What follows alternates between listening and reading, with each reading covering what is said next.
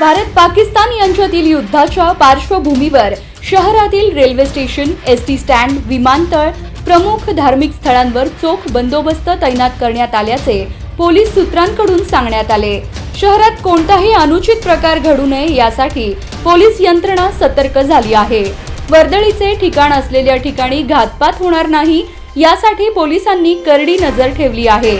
त्यानुसार railway station आणि ST स्टँडवर असणारी प्रवाशांची गर्दी लक्षात घेता सतर्क राहण्याच्या सूचना सर्व पोलीस ठाण्यांना करण्यात आल्या आहेत। नागरिकांनीही सावधान राहून अनुचित प्रकार आढळल्यास पोलिसांना खबर द्यावी असे आवाहन सहाय्यक पोलीस आयुक्त राजन माने यांनी केले आहे।